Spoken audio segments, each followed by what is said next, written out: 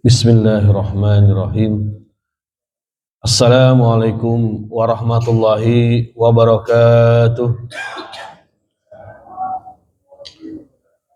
Alhamdulillahirabbil alamin. Alhamdulillahilladzi ahalanika wa harrama sifa. Asyhadu an la ilaha illallah wahdahu la syarikalah wa asyhadu anna Muhammadan abduhu wa rasuluhu allazi la nabiyya wa la rasula ba'dah. Allahumma sholli wa sallim wa barik ala rasulillah wa ala alihi wa sahbihi wa mawalah ila yaumil qiyamah amma ba'du. Qala Allah ta'ala fi kitabihil karim wa huwa asdaqul qailin. A'udzu billahi minasyaitonir rajim. Wa min ayatihi an khalaqalakum min anfusikum azwaja litaskunu ilaiha wa ja'ala bainakum mawaddah wa rahmah inna fi dzalika laayatil liqaumin yatafakkarun. Ma'asyiral muslimin, jamaah salat subuh yang mudah-mudahan kita semua selalu dalam lindungan Allah Subhanahu wa taala. Puji syukur kita haturkan kehadirat Allah di kesempatan hari ini. Allah memberikan kita nikmat iman, nikmat Islam, nikmat untuk sama-sama melaksanakan ibadah sholat subuh berjamaah, dan juga insyaallah sama-sama kita ta'alum, sama-sama thalabul ilmi untuk menambah amal ibadah kita, mengokohkan iman kita, dan juga sebagai bagian dari ketakwaan kita pada Allah Subhanahu wa taala. Amin amin ya rabbal alamin. Para hadirin jamaah rahimakumullah, di antara tanda kekuasaan Allah Ta'ala, Allah menciptakan untuk manusia itu pasangan-pasangan untuk mereka. Di antaranya dalam Quran Surat Ar-Rum, Allah Ta'ala berfirman, wa min ayatihi an khalaqalakum min anfusikum azwaja. Dan di antara tanda kekuasaan Allah, Dia menciptakan untuk kalian dari diri kalian sendiri pasangan. Pada hadirin jamaah, ini merupakan bagian dari kekuasaan Allah, bagian dari merupakan ya juga rahmat Allah Subhanahu wa taala. Oh, yang pertama ini kuasa Allah, karena bukan manusia yang bisa menciptakan manusia. Yang bisa menciptakan manusia itu adalah Allah Subhanahu wa taala. Allah juga yang memberikan kemudian pada manusia itu keturunan.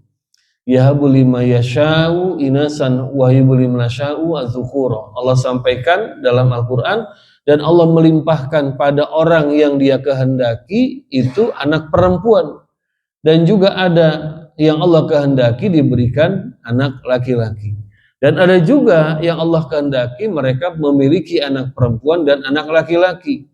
Wa ja'allu ma yasha' aqiman, dan juga ada yang Allah jadikan manusia itu akiman, tidak bisa memberikan atau mendapatkan keturunan.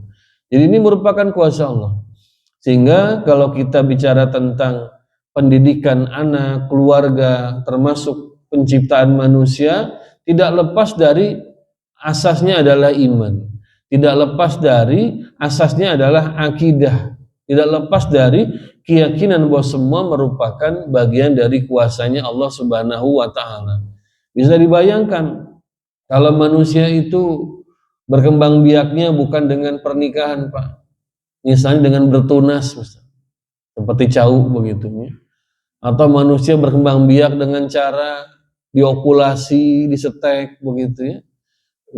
Bukan dengan cara generatif kalau kata guru biologi, tapi dengan cara vegetatif, dengan cara membelah diri misalnya begitu. Maka tidak ada di sana yang namanya rahmah, tidak ada yang namanya kemudian juga mawaddah, tidak ada namanya sakinah. Tapi biiznillah bahwa Allah Ta'ala itu menjadikan manusia ini berkembang biak itu dengan adanya pasangan, sehingga ada perasaan rahmah, ada mawaddah. Jadi dua hal atau dua perkara ini memang yang luar biasa. Ada mawaddah, ada rahmah, ada mahabbah. Di dalam bahasa agama kita itu ada penggunaan istilah yang menunjukkan makna itu yang dalam dan berbeda ketika bicara tentang hubungan kita dengan pasangan.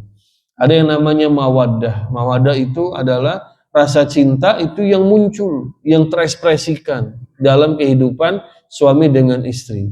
Nah, ada mahabbah. Kalau mahabbah itu adalah merupakan satu dorongan kecintaan seseorang yang dia melihat pada orang yang dia cintai itu ada tanda-tanda yang membuat dia suka, membuat dia itu senang. Ada rahmah. Kalau rahmah ini sebaliknya, ada orang yang mencintai itu menunjukkan, memberikan sesuatu sehingga muncul rasa sayang di antara mereka. Maka dalam Quran surat Ar-Rum itu Allah sebutkan ada sakinah, artinya ketenangan, diam, karena kalau orang sudah cocok dengan pasangan itu, dia akan menetap di situ. Tidak akan berpaling, akan diam di sana. Ada mawadah juga kemudian, ada yang kemudian cinta yang itu dimunculkan, termasuk dengan adanya hubungan badan, kebutuhan biologis suami istri. Dan juga ada rahmah, di mana orang yang saling mencintai itu saling memberikan, saling menunjukkan rasa sayang di antara mereka. Ini Masya Allah, bahwa ini merupakan bagian dari tanda kekuasaan Allah Ta'ala. Nah, para hadirin jamaah yang Allah muliakan, selanjutnya Allah bukan hanya memberikan fitrah pada manusia ini untuk berkeluarga, untuk menikah, tapi Allah juga menurunkan syariat, menurunkan aturan yang ini memberikan muhafadzah, memberikan perlindungan, memberikan penjagaan. Kalau kita lihat para ulama menjelaskan bahwa Islam ini punya tujuan utama, tujuan besar untuk manusia yang disebut sebagai yaitu adalah jalbul masolih wa daf'ul mafasid. Jadi mendatangkan kebaikan bagi manusia. Sehingga tidak ada satupun ajaran Islam ini hukumnya, baik itu hukum masalah ibadah, hukum dalam masalah akhlak, hukum dalam masalah kemudian keluarga, hukum dalam masalah muamalah, ekonomi, perdagangan, dalam masalah perang sekalipun, tidak ada yang tidak memberikan maslahat pada umat manusia. Barangkali sedikit kalau kita bicara perang saja, itu tidak ada Pak perang yang dilakukan oleh Nabi, oleh para sahabat ataupun kaum muslimin pada masa berikutnya itu yang sekejam seperti yang sekarang dilakukan Zionis Yahudi, itu nggak ada Pak. Jadi kalau kita lihat sekarang barangkali Pak, bapak-bapak lihat di media sosial gitu kan, bagaimana itu anak-anak sedang berkerumun Pak, ngantri makanan, itu dibombardir itu. Ya. Atau bagaimana pasukan Israel itu masuk ke rumah sakit ya, lalu mereka menangkapi para dokternya, perawatnya. Bukan cuma kemudian ditangkap, tapi juga dibunuh. Bukan cuma dibunuh, tapi nauzubillah itu sampai mohon maaf ya, itu diperkosa itu. Tentara, perawat, dokter itu sampai diperkosa. Dan yang semalam nauzubillah lagi itu, tentara Israel itu Pak, ketika mohon maaf memperkosa itu bukan cuma perempuan yang diperkosa, laki-laki pun itu juga mereka lakukan perbuatan seperti itu. Ini nggak pernah ada di dalam futuhat, penaklukan-penaklukan atau peperangan yang dilakukan Nabi dan juga para sahabat. Jadi dalam hukum perang sekalipun, Islam itu ada maslahat, ada kebaikan yang diberikan pada manusia. Jadi jangan takut kalau kita mendengar hukum atau fikih atau dikaji tentang masalah jihad, itu jangan khawatir. Karena kalau betul kajiannya sesuai dengan tuntunan Quran, tuntunan Sunnah, pasti itu maslahat itu. Ya kalau yang sekarang ada dulu-dulu ya ngebom gereja itu nggak mungkin jihad itu. Karena di dalam perang itu Nabi selalu menyampaikan pada pasukan yang akan berangkat, jangan membunuh anak-anak, jangan membunuh perempuan, termasuk jangan merusak rumah ibadah. Jadi tuntunan Islam ini Masya Allah. Ini kalau kita bicara masalah jihad, apalagi bicara tentang masalah hukum-hukum keluarga.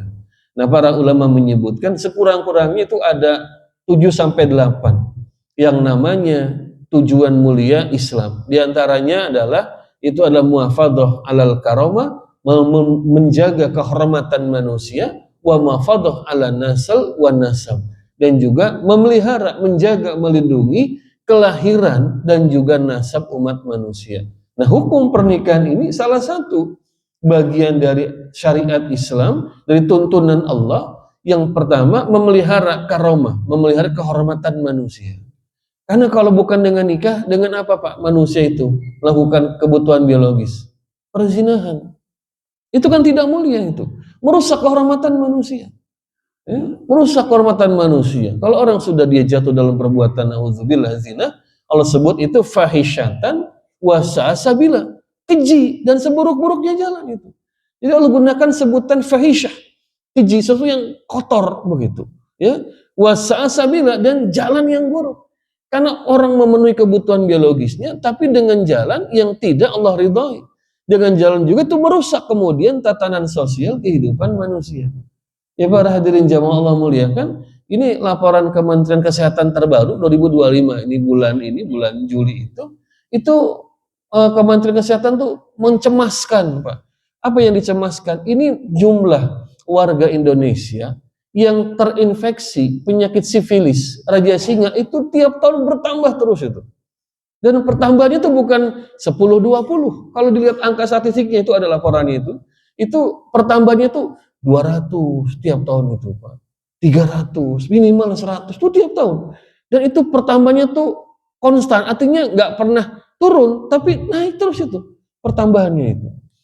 Dan yang kita khawatir juga, ini yang banyak kena sekarang, banyak anak-anak muda dari mulai umur 15 tahun Pak, sampai 24.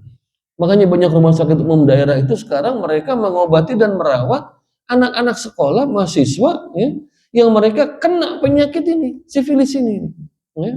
Dan kita tahu nggak mungkin penyakit sifilis tertular itu lewat yang lain kecuali dengan hubungan biologis itu. Dan nggak mungkin dengan hubungan suami istri. Pasti dengan hubungan di luar pernikahan di sana. Ada itu dokter yang cerita, dia memeriksa seorang anak muda ya terinfeksi penyakit sifilis begitu, laki-laki ini. Dokternya tanya, kamu suka ini apa namanya jajan istilahnya begitu ya, bukan jajan cimol Pak ya, jajannya mochi ini, Mojang Ciawi, Cisarua, Cianjur, Ciamis begitu ya. Tanya begitu. Enggak dok, enggak pernah. Terus kamu pernah hubungan badan? Pernah. Dengan siapa? Dengan pacar saya Pak. Oh berarti pacar kamu. Jadi dia laki-laki karena dia pengakuan dia nggak pernah datang ke tempat-tempat lokalisasi, tapi dia pernah hubungan badan dengan pacarnya perempuan ini, maka dokternya berarti pacar kamu tuh, yang perempuan itu mungkin dia sudah pernah kena penyakit dari mungkin ya pacar-pacarnya yang lain seperti itu. Anak muda. Dan dari catatan Kementerian Kesehatan itu Pak, rata-rata yang kena usia produktif. Jadi tadi 15, 24 sampai 40. Nah, Bapak bayangkan nih kalau usia produktif kena penyakit seperti ini, berarti ini potensi penularannya besar ini. Begitu. Makanya kemudian Kementerian Kesehatan dapat laporan juga banyak ibu-ibu hamil positif sifilis juga itu. Dari mana? Ya dari suaminya itu. Mungkin isinya baik, ya, rajin ibadah, isinya mungkin salehah seperti itu. Nggak tahu apa-apa, nggak pernah segala macam. Suaminya ini yang kemudian, ya, datang ke tempat-tempat kemaksiatan. Jadi makanya Allah katakan fahisyatan wa sa'a sabila, keji dan seburuk-buruknya jalan. Karena ini bukan hanya merusak tatanan sosial, tapi juga merusak tatanan kesehatan ini. Karena kalau sudah begini, subhanallah, itu ongkos untuk pengobatannya juga tidak ringan. Nah, para hadirin jamaah Allah muliakan, maka hukum pernikahan itu salah satunya muhafadzah alal karomah, memelihara kehormatan manusia. Bahwa manusia ketika dia menikah, maka dia terhormat, kemuliaannya terjaga, baik itu di hadapan Allah maupun di hadapan manusia. Kadang ketika dia menikah statusnya jelas, dia istri, dia suami, pasangannya juga jelas, ketika punya anak juga jelas dari mana mereka dapat anak itu karomah, kehormatan manusia itu terjaga, terpelihara. Dan yang kedua muhafadzah ala nasal wa nasab, bahwa dengan nikah ini maka akan memelihara, pertama memelihara kelahiran. Ya sudah berapa kali Al-Fakir sampaikan di forum kuliah subuh ini bahwa sekarang ini Indonesia mengalami penurunan angka kelahiran Pak, yang serius ini, bukan main-main. Jadi angka kelahiran di Indonesia itu terus turun itu. Jadi bukan nggak mungkin nanti itu Indonesia mengalami seperti di Korea Selatan, di Jepang itu, yang nanti banyak daerah-daerah yang kosong, yang sepi itu, karena ternyata jumlah anak-anak tuh makin lama makin sedikit itu. Dan yang berikutnya juga memelihara nasab, itu garis keturunan. Dengan pernikahan itu anak kemudian nasabnya jelas, dia siapa, bapaknya jelas, siapa nanti walinya juga jelas, itu di dalam pernikahan. Para hadirin jamaah kuliah subuh rahimakumullah, selanjutnya bahwa pernikahan ini tidak sekedar berjalan begitu saja. Allah juga memberikan tuntunan yang akan memelihara dan melindungi keluarga ini agar senantiasa tercipta yang namanya kehidupan yang tumakninah, yang menenangkan buat mereka. Maka diberikan kemudian pertama ini adalah pengaturan hak dan kewajiban. pria dengan wanita. Di mana yang pertama Allah mengingatkan dan juga memberikan taklif atau beban hukum kepada laki-laki bahwa mereka itu adalah sebagai qawam, ya. Qawam ala nisa. Allah sampaikan ar-rijalu qawwamuna ala nisa'i, bahwa laki-laki itu qawwam, pemimpin, penegak rumah tangga, bertanggung jawab dalam kehidupan untuk kaum wanita. Jadi Islam ini luar biasa, Pak. Islam itu meletakkan yang namanya qawam, tanggung jawab, leadership, kemudian juga kekuasaan untuk melindungi itu kepada laki-laki. Yang hari ini banyak digugat oleh kaum feminis, ya. Mereka minta kesetaraan gender, begitu, ya. Jadi makanya banyak orang itu kemudian, banyak perempuan yang termakan opini ini, isu-isu yang seperti ini, akhirnya mereka kemudian banyak menuntut pada kaum laki-laki. Malah sampai seorang ustadz cerita, ya, dia sedang naik bis, ya, atau tram itu di Eropa, ya, dia duduk, kemudian ada perempuan ini berdiri, kemudian karena dia ingin berbagi, ya, akhirnya kemudian beliau berdiri, kemudian dia, ya, disampaikan pada perempuan ini, silakan, kalau bahasa kita, ya, Bu, mangga calik, gitu kan, seperti itu. Apa yang kemudian terjadi, Pak? Itu marah, Pak, ibu itu marah, Ibu. Mengatakan, jadi Anda menganggap saya ini lemah gitu, nggak kuat berdiri. Anda menganggap saya ini perempuan ini nggak bisa seperti laki-laki. Jadi malah dimarahin itu, Pak. Ustadz ini, Pak, gara-gara ngasih tempat duduk buat perempuan. Bayangkan, Pak, itu, Pak. Jadi zaman ayeuna itu perempuan nggak mau dikasihi, Pak. Perempuan nggak mau disayang, gitu kan. Pak, laki-laki itu kan secara naluriah, itu dia kalau lihat perempuan ya ingin dia bantu, ingin dia tolong. Makanya banyak psikolog itu mengatakan dalam keluarga itu biasanya bapak itu lebih dekat pada anak perempuan dibanding anak laki-laki. Karena naluri dia melindunginya itu, menjaganya lebih tinggi pada anak perempuan, seperti itu, ya. Nah, tapi hari ini banyak perempuan tuh nggak mau begitu. Jadi kalau kita dikasih tempat duduk tuh malah marah, malah ngambek, malah menyangka berarti kita ini berpandangan negatif tentang perempuan. Oh, berarti laki-laki yang ngasih duduk pada perempuan tuh berarti menganggap laki-laki itu lemah, perempuan itu lemah, perempuan itu nggak berdaya. Ini namanya pandangan yang namanya misoginis, gitu, ya. Ada kebencian dan tendensi negatif pada perempuan. Summa na'udzubillah min dzalik. Nggak begitu. Justru, ya, Islam itu memberikan perlindungan pada perempuan dalam keluarga. Apa diantaranya? Kita nih laki-laki yang diberikan kemudian tanggung jawab untuk qawam. Dengan apa kemudian Allah sampaikan bima faddalallahu ba'dahum ala ba'din. Laki-laki jadi qawam untuk perempuan karena Allah berikan keunggulan dalam beberapa sisi kepada laki-laki, begitu. Apa misalnya fisik, begitu kan? Bahwa laki-laki secara fisik tuh dia lebih kuat, begitu. Sehingga laki-laki itu dia kerja keluar rumah, ya, cari nafkah, berdagang, ya. Di pasar, Pak, kita lihat orang-orang itu kan jadi pedagang, jadi kuli, mohon maaf, ya, jadi buruh tuh kan dia kuat seperti itu. Jadi driver misalnya seperti itu, driver ojol segala macam, begitu kan. Ataupun dia kerja berhari-hari, berminggu-minggu, dia tinggalkan rumahnya cari nafkah. Itu laki-laki kuat seperti itu. Allah berikan memang keunggulan secara fisik, gak bisa dipungkiri. Secara fisik laki-laki itu lebih kuat, makanya Allah jadikan qawam itu untuk menegakkan rumah tangga di sana itu. Dan secara kemudian, ya, akal itu laki-laki itu memang lebih rasional ketimbang perempuan. Kalau perempuan itu lebih emosional daripada laki-laki, ya. Ini kalau ada urusan apa-apa itu, maka perempuan itu lebih gampang panik daripada laki-laki, begitu, ya. Nah, laki-laki kan lebih rasional. Nah, kalau nggak bisa gini sudah, begitu kan, bikin kemudian cari solusi. Kalau perempuan tuh enggak seperti itu. Ini Allah berikan kemudian keunggulan sehingga laki-laki itu dia jadi qawam. Dia akan berdiri tegak untuk menjaga, melindungi, dan juga mengurus segala yang menjadi kebutuhan anggota keluarganya itu. Wa bima anfaqu min amwalihim, dan juga kan laki-laki itu Allah berikan kewajiban untuk memberikan nafkah, memberikan nafkah, ya, lahir kepada istri dan kepada anak-anaknya itu. Ini tanggung jawab laki-laki, dan ini perlindungan yang Allah berikan kepada keluarga. Para hadirin jamaah rahimakumullah, ya, ini sedikit cerita saja, ya. Ini banyak kemudian para psikolog dan juga para pendidik, guru-guru besar itu di Eropa, di Amerika Serikat itu sekarang makin mencemaskan nasib laki-laki, Pak.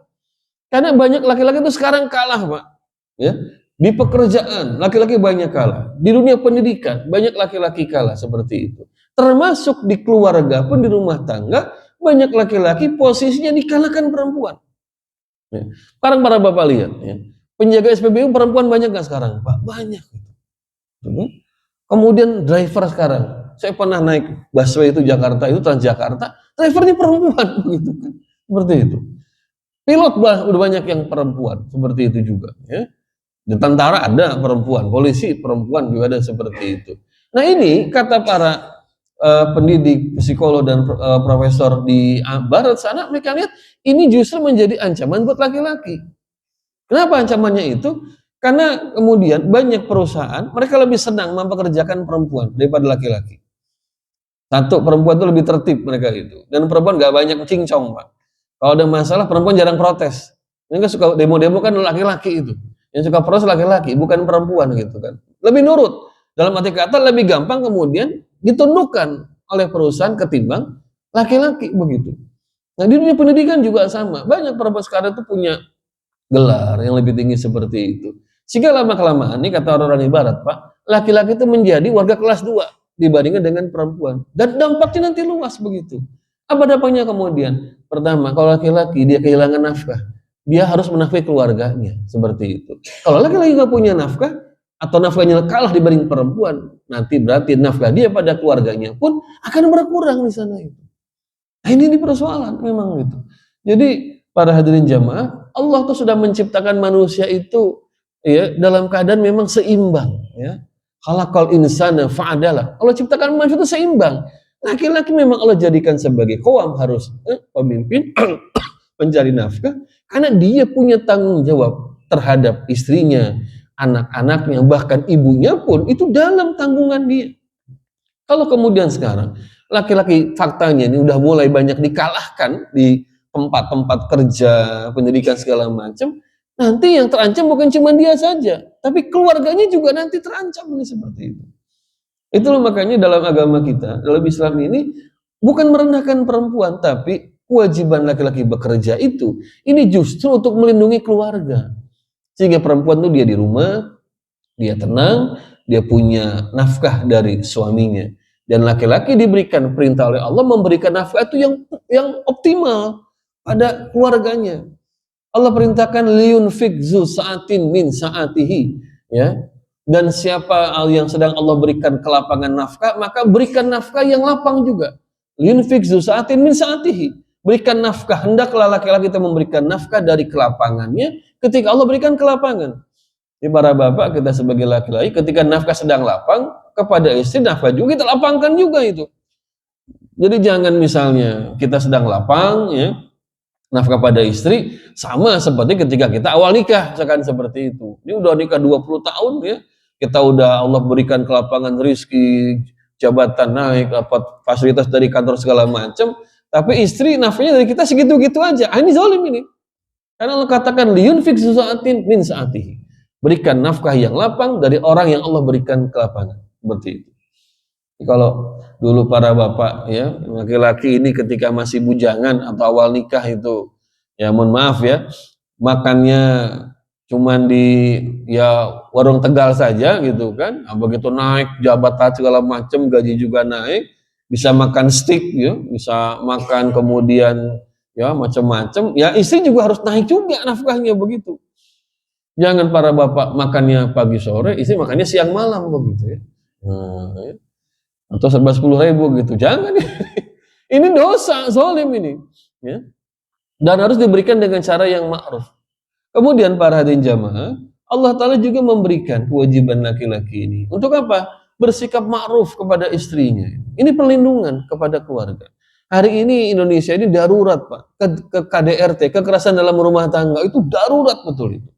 Banyak laki-laki itu main kasar, baik itu omongannya ya ataupun juga fisiknya seperti itu. Nah ini perkara yang zalim. Dalam agama kita, Nabi itu mengatakan pada para suami ya, wala tuqabbih wala tadribil wajh. Jangan suka mencaci maki istrimu, jangan memukul wajah istrimu itu. Ini perlindungan dalam keluarga. Sehingga ya, kalau laki-laki itu dia tahu ya, bagaimana bersikap kepada istrinya, pada anak-anaknya, itu rumah tangga tuh tidak akan bergejolak, akan muncul tumakninah, ketenangan.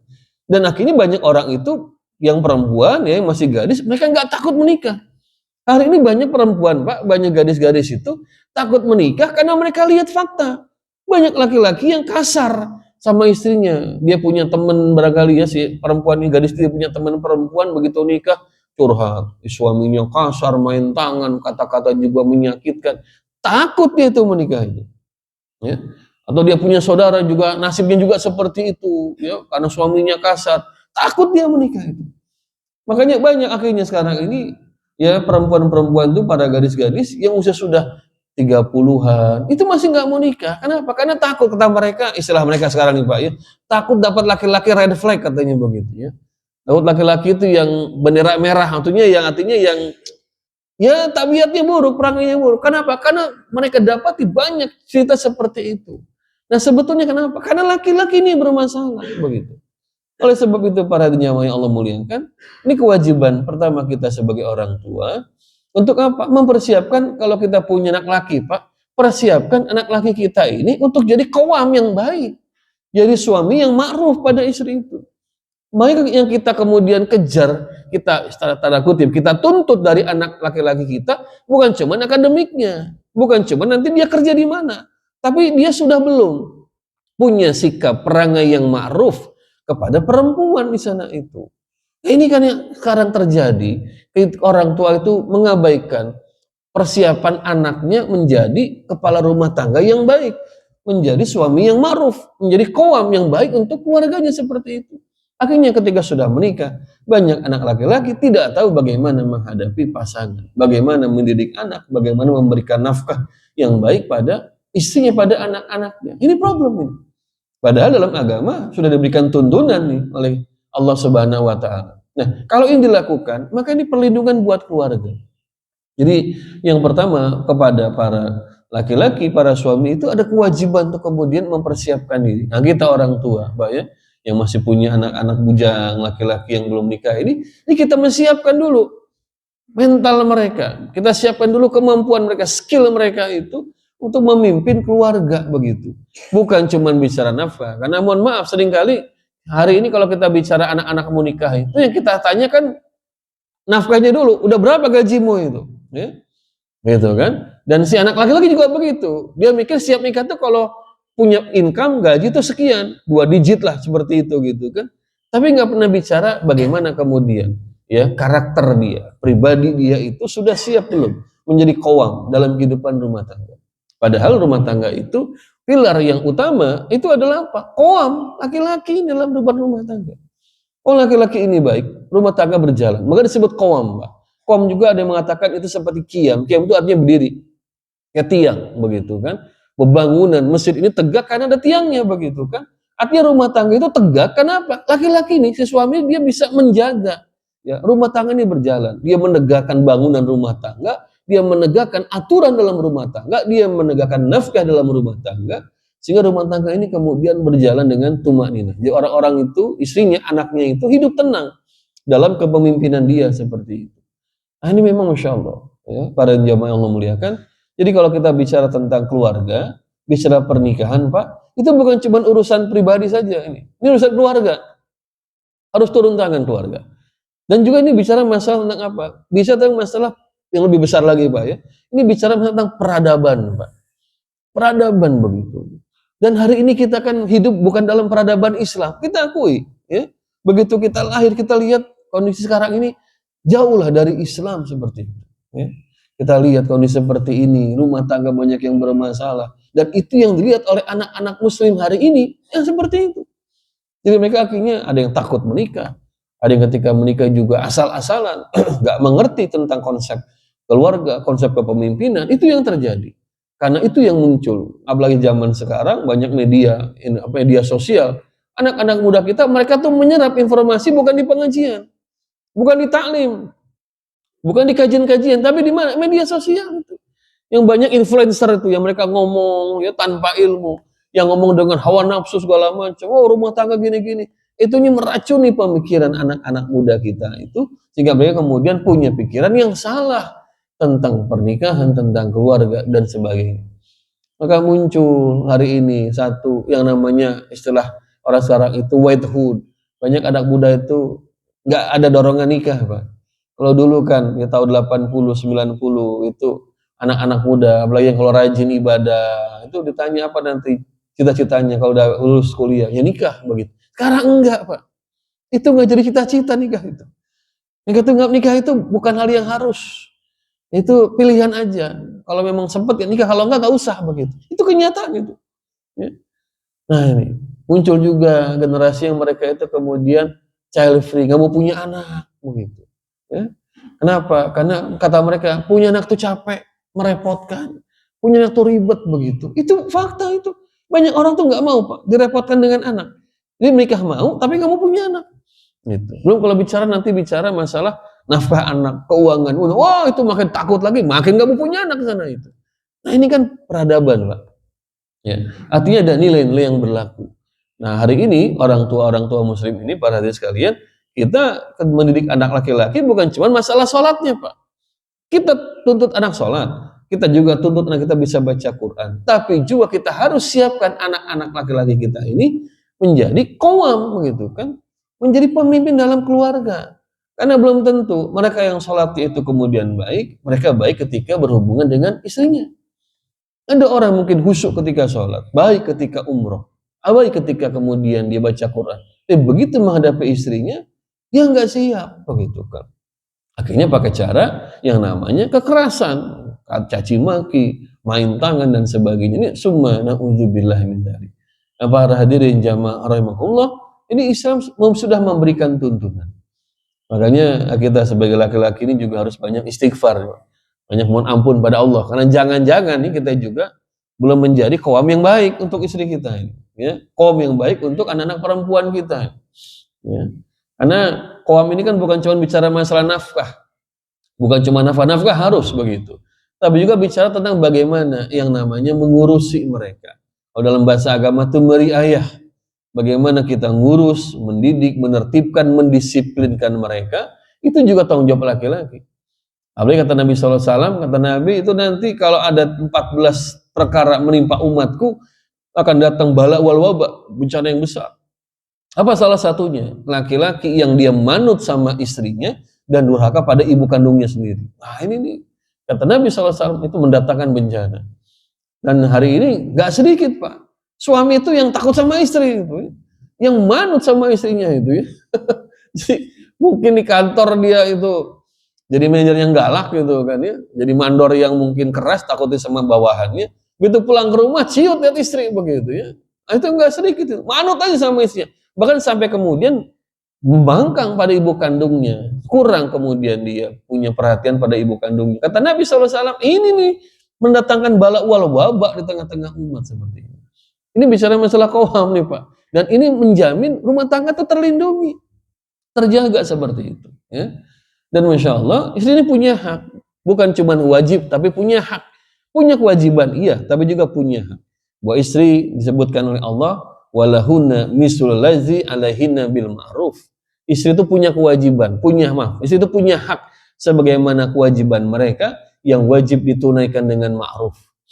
Kepada Bapak, jamaah Allah muliakan, perhatikan juga ya hak-hak istri kita. Hak mendapatkan nafkah, ya sudah jelas. Nafkah lahirnya, makanannya, pakaiannya, tempat tinggalnya yang layak juga wajib kita berikan seperti itu. Tapi juga yang lain juga sama apa? Itu mendapat tadi riayah, pengayoman, ya. Kemudian pendidikan agama dan juga yang namanya penertiban, pendisiplinan. Kalau salah maka istri ini harus diuruskan oleh suami. Nah di antara suami yang juga qawamahnya lemah, nggak berani menegur kesalahan istri. Istrinya salah, nggak ditegur. Bahkan nggak sedikit suami ini tidak punya ghairah, nggak punya cemburu kepada istrinya. Ya, ini mohon maaf ya. Hari ini kan banyak perempuan yang bekerja. Tidak salah. Kalau suami mengizinkan, boleh saja begitu. Tapi kemudian ketika bekerja ini, suami harus mengingatkan istri, jaga yang namanya kemudian pergaulan di tempat kerja. Ya, terutama dengan lawan jenis dalam hal ini. Kan nggak sedikit. Ya, karyawan-karyawati makan siang bareng begitu. Ya, berdua begitu. atau bareng-bareng dengan temennya, tapi kemudian ketika makan duduknya bercampur, saling bercanda segala macam. Lupa mereka punya suami mereka ini. Ya. Punya suami, punya anak di rumah seperti itu. Ya. Lalu kalau nanti kemudian ada tugas dinas luar, berdua pula seperti itu. Ya, pergi kemanapun kantor berdua juga karena ada mobil seperti itu. Lupa dia punya suami. Dan yang lebih celaka lagi kalau suaminya tidak punya ghirah, nggak punya cemburu ini. Mendiamkan seperti itu.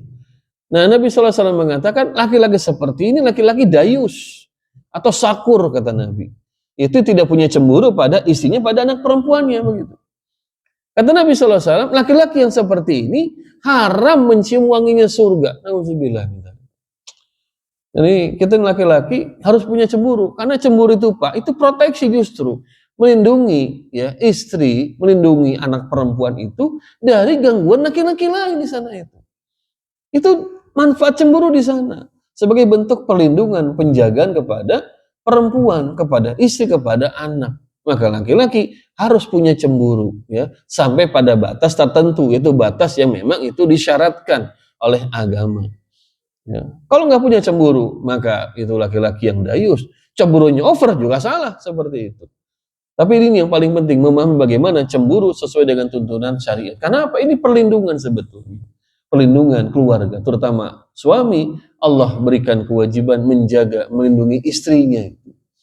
Para hadirin jamaah rahimahullah, ya, ini belakangan muncul.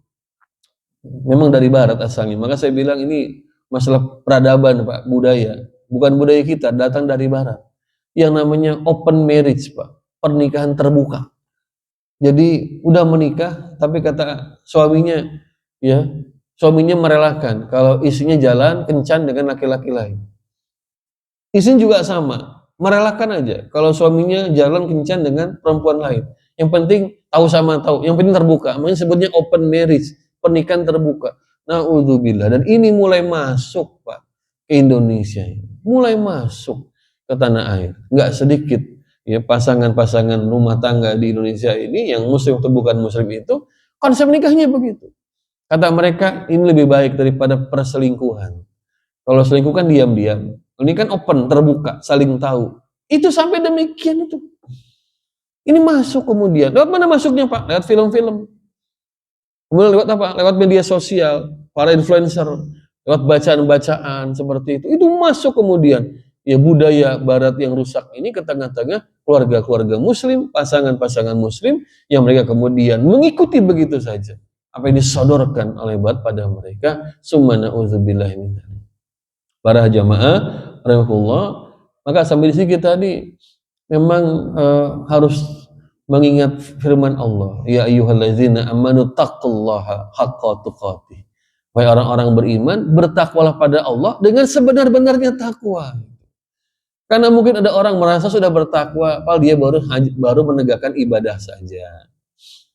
Orang sudah merasa cukup bertakwa dengan sedekah saja. Orang merasa bertakwa hanya dengan qiyamul lail saja. Sementara di sisi keluarganya, di sisi pergaulannya itu, dia tidak bertakwa pada Allah di sana itu. Takwa itu kan haqqo tuqatih kata Allah. Dengan sebenar-benarnya takwa artinya semua apa yang Allah turunkan itu ditaati. Semua yang Allah larang, dia tinggalkan. Itu namanya haqqo tuqatih di sana itu. Cuman tadi ya, Masya Allah, ini kita nih kaum muslimin hidup dalam kondisi yang sudah seperti ini, maka banyak rumah tangga yang tidak paham kemudian aturan-aturan agama. Bahkan tidak sejarang yang menganggap aturan agama itu justru merepotkan mereka, ribet kata mereka. Istri mau keluar rumah aja harus izin begitu kan, ribet amat begitu kan. Mau puasa sunnah aja nggak boleh kalau suami nggak ngizinkan. Ini gimana gitu kan? Sampai seperti itu. Ya. Atau kalau suami melarang istri kerja, ya marah juga begitu kan. Atau sebaliknya ada suami yang kemudian terlalu berlebihan bersikap pada istrinya. Ini juga akhirnya orang banyak menganggap agama ini perkara yang merepotkan, yang menyusahkan.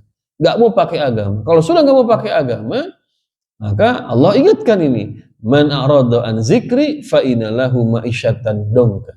Siapa yang berpaling dari peringatanku, dari agama ini, maka dia mendapat kehidupan yang sempit. kehidupan yang kemudian menyengsarakan, yang menyusahkan. Nah, persoalannya ada Bapak Ibu jamaah, hadirin yang Allah muliakan. Orang itu kan, kata Imam Al-Ghazali, ada 4 golongan.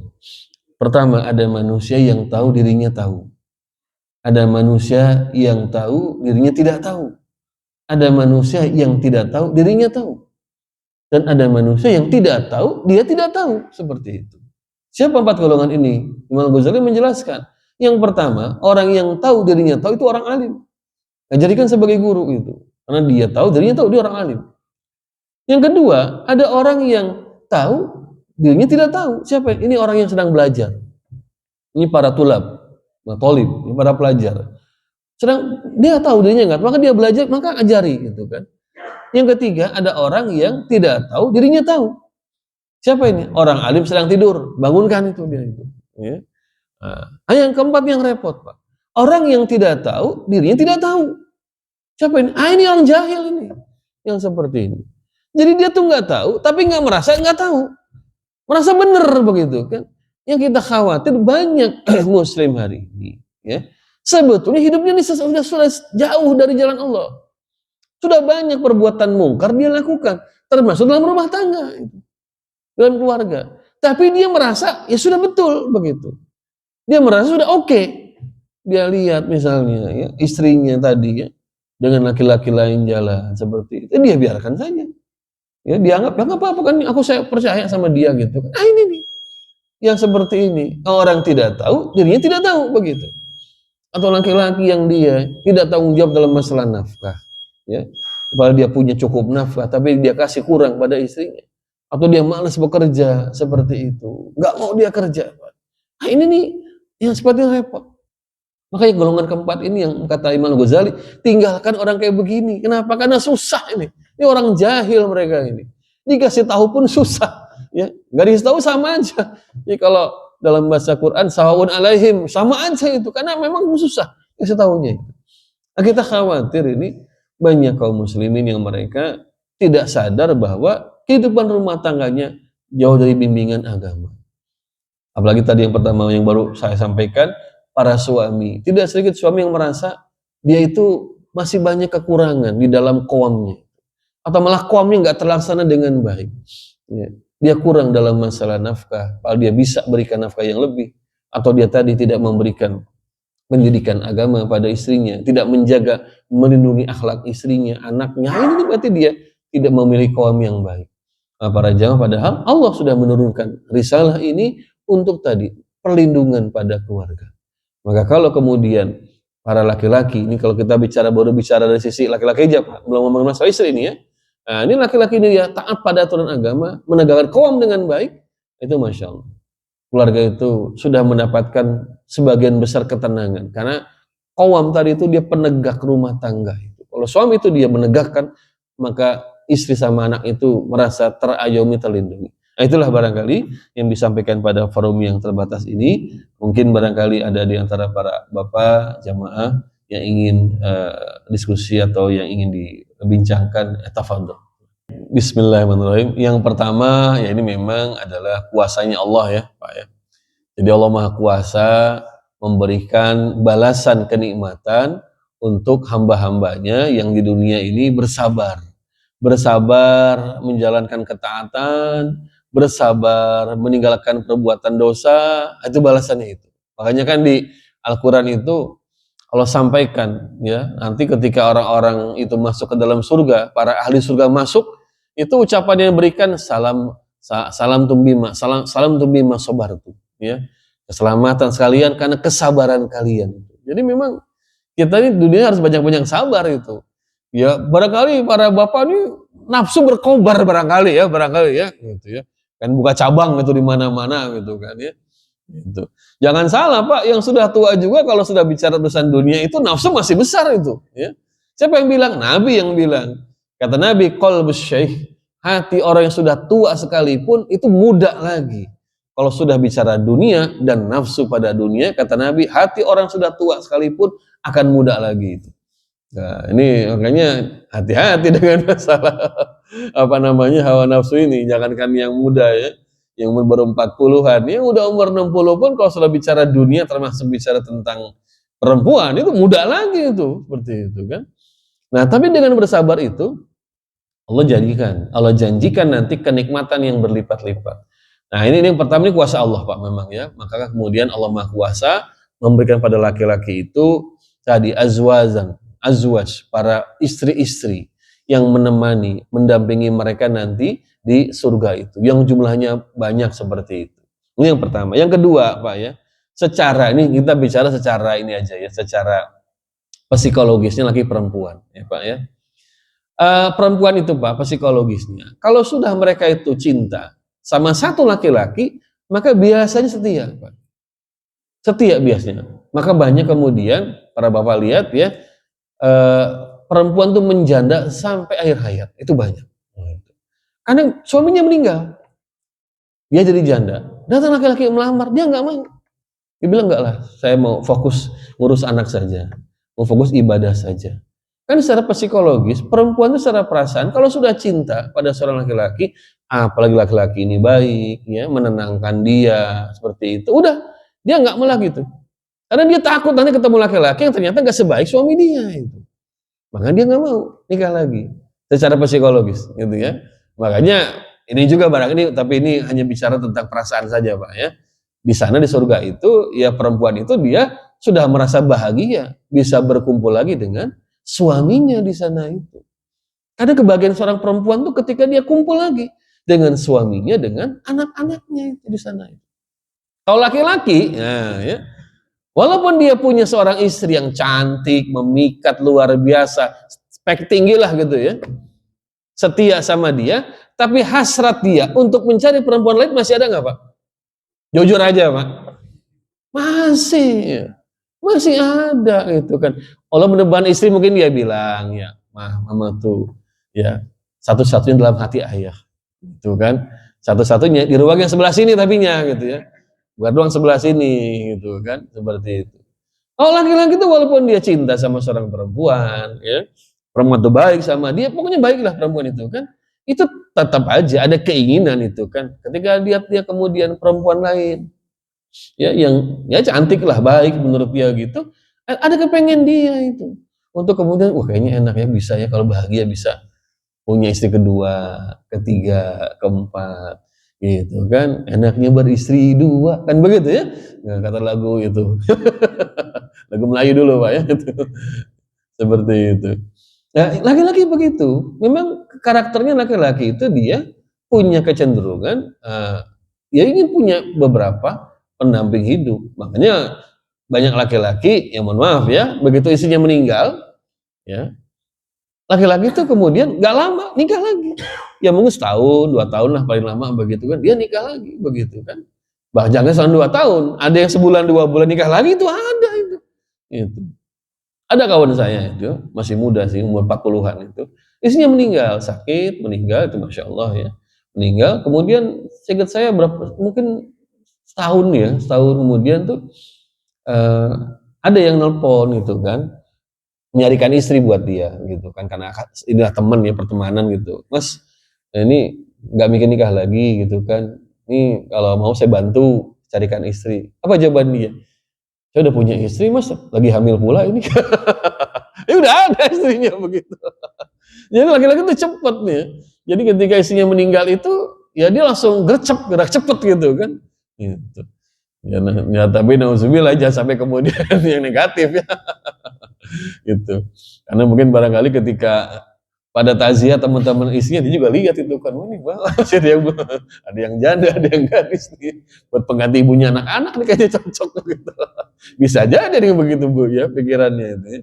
Nah lagi-lagi gitu Pak, secara psikologisnya ya, secara perasaannya itulah laki-laki itu memang wajar. Maka dalam agama kita kan memang dibolehkan, namanya kemudian ta'adud, dibolehkan poligami dengan syarat ketentuan berlaku, tapinya begitu ya. Seperti itu. Itu juga ya kelihatannya ya, ini tapi bukan bicara masalah dalilnya ya. Allah berikan balasan kenikmatan untuk laki-laki yang di dunia dia mungkin bisa, maaf ya, berzina dengan banyak perempuan ya. Dia mungkin punya penampilan yang bagus ya, ganteng, tampan, harta juga banyak, dia mungkin bisa berzina, namanya perempuan, kan begitu. Kan banyak perempuan-perempuan yang mohon maaf imannya tipis, nggak punya iman. Lihat laki-laki ganteng seperti itu, oh dia kejar itu, mau saja. Walaupun nggak dinikahi, dijadikan simpenan. Kalau kata anak sekarang jadi sugar daddy, sugar baby gitu, itu mau aja mereka itu begitu kan, seperti itu. Itu yang mana tuh, yang Gubernur Maluku Utara itu ya, yang kemarin meninggal itu kan oleh KPK dibongkar, suka ngasih uang itu ke pramugari, ke mahasiswi segala macem ya, segala macem. Terus yang mana tuh koruptor Jiwasraya atau Garuda itu kan, yang dia ternyata juga sampai ngasih apartemen sekian miliar tuh buat pramugari segala macem gitu kan. Nah, perempuan tuh mau saja Pak, ya malah orang bilang itu nggak usah ganteng-ganteng, yang penting kantongnya tebal begitu kan. Ya nggak usah ganteng, nggak usah muda, udah berumur nggak apa-apa, yang penting uangnya banyak begitu kan. Perempuan datang antri begitu kan. Nah ada laki-laki yang mereka seperti itu, uangnya banyak, harta banyak, ganteng rupawan, tapi menahan diri, nggak mau berzina. Ya, dia nikah dengan cara yang sesuai dengan agama, itu Allah berikan balasan nanti di sana. Kan Nabi menjanjikan, Nabi katakan siapa yang meninggalkan sesuatu karena Allah, akan Allah balas dengan lebih baik lagi. Jadi para bapak hari ini ya, yang nggak bisa ya atau belum bisa berpoligami, ya udah bersabar aja gitu kan. Nanti di akhirat Allah berikan nanti azwajum fiha mutahharah, ya, istri-istri pasangan-pasangan yang mutahharah Pak ya. Jadi bukan perempuan biasa, Qur'ain kata Allah, matanya indah berkilauan dan mutahharah, selalu suci, belum pernah disentuh baik oleh jin maupun oleh manusia. Jadi Masya Allah, jangankan manusia, jin aja belum pernah menyentuh perempuan surga itu. Kalau di dunia, ya di dunia ini mohon maaf ya, ini bercanda aja ya. Mungkin ada perempuan tuh dia masih gadis gitu kan. Tapi kalau dilihat pakai infrared, sidik jari laki-laki di mana-mana tuh mungkin begitu ya. Karena sudah disentuh oleh banyak laki-laki, nauzubillah min dzalik, seperti itu. Nah, maka bersabar aja lah. Ya, walaupun para bapak misalkan bisa berpoligami, ya memang hukumnya ada. Tinggal datengin nanti ketua DKM kita ya, gimana caranya. Bisa nggak, bisa dapat surat izin ya, dapat kartu nikah. Ya, karena disyaratkan kalau ke KUA pasti harus ada restu izin dari istri yang pertama seperti itu. Ya kalau belum bisa ya bersabarlah, bahwasanya Allah akan berikan nanti yang lebih baik lagi di sana gitu Pak ya. Itu barangkali ya. Jangan seperti orang-orang barat, yaitu saya baca ada apa? Selebritis yang sudah tidur dengan sekian ratus perempuan. Ada juga yang perempuan sudah tidur ya, berzina dengan sekian ratus laki-laki. Nauzubillah min dzalik. Apa yang dicari? Kalau hawa nafsu itu nggak pernah ada batasnya. Jadi kalau ketaatan pada Allah, ya itulah yang kita lakukan seperti itu. Itu barangkali Pak ya. Masih ada Pak? Untuk cukup barangkali? Cukup, baik insyaallah ya. Baik para bapak sekalian, kita akhiri mudah-mudahan bermanfaat. Mohon maaf bila ada kekurangan, khilafan. Kita tutup dengan doa kafaratul majlis. Subhanakallahumma wa bihamdika asyhadu an la ilaha illa anta astaghfiruka wa atubu ilaik. Wallahu hadi muwaffiq ila aqwamit thoriq. Assalamualaikum warahmatullahi wabarakatuh.